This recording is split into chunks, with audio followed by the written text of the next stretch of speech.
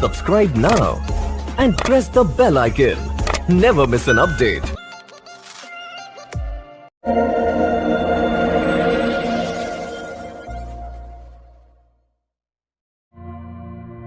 आपके लिए जो फर्स्ट कार्ड आया है वो है प्रिंसेस ऑफ स्वॉर्ड का। ये कार्ड कहीं ना कहीं ये बता रहा है कि हो सकता है कि अंत में आप बहुत ही लॉजिकल डिसीजंस लें। आप रिलेशनशिप में बहुत सफ़र कर रहे हो ऐसा लग रहा है, और हो सकता है आप कुछ ऐसे डिसीज़न लोगे जो आपको समझ में नहीं आएगा कि ये क्यों ले रही हूँ, बट हो सकता है सबकॉन्शियसली आपका दिल और दिमाग अब एक कंक्लूज़न चाहता है, कुछ चाहता है कि करेक्ट हो हो सकता है में आप बहुत ही लॉजिकल डिसीज़न लें अपने रिलेशनशिप को लेकर के।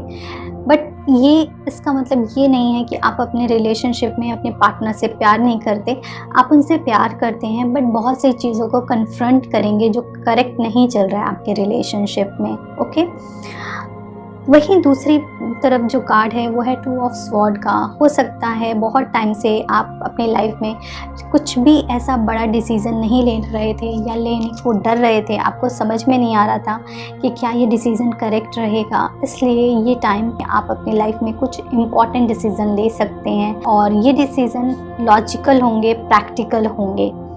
ओके, मुझे ऐसा लग रहा है कि हो सकता है इस सिचुएशन में आपकी कुछ ज़्यादा मदद नहीं करेगा कोई भी। आप हो सकता है आपके डिसीज़न के अगेंस्ट बहुत सारे लोग होंगे। अगर आप मैरिड हैं और आप शादी से निकलने का डिसीज़न ले रहे हैं तो हो सकता है आपको कोई सपोर्ट नहीं करेगा, बट अगर आप चाह रहे हैं तो आप ये कर सकते हैं। ऐसा हो सकता है आप में से कई डिवोर्स फाइल कर सकते हैं, या फिर अगर आपका डिवोर्स केस चल रहा है तो आप सेपरेट हो सकते हैं। अगर आप रिलेशनशिप में हैं तो मुझे ऐसा लग रहा है आप में से बहुत सारे लोग अपनी ट्रू फीलिंग्स को हाइड करेंगे, अपने दिल की बात को नहीं बताना चाहेंगे अपने पार्टनर से, और अपने इमोशंस को शायद या तो आपको बताने का दिल नहीं करेगा, या फिर आप अभी चाहते हो कि कुछ चीज़ें सीक्रेट रहें आपकी सामने वाले के लिए। मुझे ऐसा लगता है कुछ एनर्जीज़ हैं जो बहुत स्लो हो जाएंगी, एंड एक जो एनर्जी है ना चेंज की और सेल्फ डिपेंडेंट होने की, ये एनर्जी मुझे लग रही है आपके लिए। हो सकता है आप में से कई लोग अपने रिलेशनशिप में बहुत ज़्यादा डिपेंडेंट हो अपने पार्टनर पे, लेकिन एक टाइम पे आपको समझेगा कि आपका पार्टनर नहीं चाहता कि आप उस पर बहुत ज़्यादा डिपेंडेंट हो। तो ये टाइम हो सकता है आप में से बहुत से लोग डिपेंडेंसी में डिपेंडेंट ना रहो अपने पार्टनर पे, और सारे डिसीज़न सारी चीज़ें खुद से करो अपनी लाइफ की। ओके, तो मुझे ऐसा भी लग रहा है कि आपको थोड़ा सा अलर्ट रहना चाहिए। हो सकता है आपको कुछ ना कुछ टेंशन, हेल्थ इश्यूज़ या फिर आपको मेंटल इश्यूज़ हो सकते। सो मेक श्योर आप अपने को ऐसे पर्सन्स के आसपास रखें, ऐसे फैमिली मेम्बर के आसपास रखें कि अगर कुछ भी इशू होता है तो they take care of you. Okay, so ये बात है। मुझे ऐसा लगता है कुछ ऐसे डिसीज़न लेंगे जो आपको लॉन्ग रन में बहुत बेनिफिशियल रहेंगे। हो सकता है लोग आपको स्टार्टिंग में कुछ क्रिटिसाइज़ करें, लेकिन बाद में लोग आपकी रिस्पेक्ट करेंगे। ये रिलेशनशिप को लेकर के भी, अगर आप इस रिलेशनशिप में अगर कुछ प्रैक्टिकल डिसीज़न ले रहे हो आज, जो हो सकता है आपके पार्टनर आज अप्रिशिएट ना करें, but may be after some time he will appreciate और she will appreciate your effort. Okay, आपको थोड़ा सा अपने नज़रिए को चेंज करने की ज़रूरत है। अगर आप किसी पर्सन पे ट्रस्ट करते हो तो ट्रस्ट करो, बट कहीं ना कहीं आपको एक थिक लाइन रखनी बहुत ज़रूरी है। तो इस चीज़ पे आप काम करिए, चीज़ों को थोड़ा अलग नज़रिए से देखने की कोशिश करिएगा आप, कि बहुत सारी चीज़ें चेंज होंगी जो आपके बेटरमेंट के लिए होंगी। आपको कुछ नए तरीके के नज़रिए मिलेंगे देखने को चीज़ों को। एक चीज़ और बोलती हूँ, अगर आप किसी भी तरीके की एडिक्शन में हैं या आपके पार्टनर किसी भी तरीके की एडिक्शन में हैं, तो आपको सीरियस नोट पे काम करना पड़ेगा।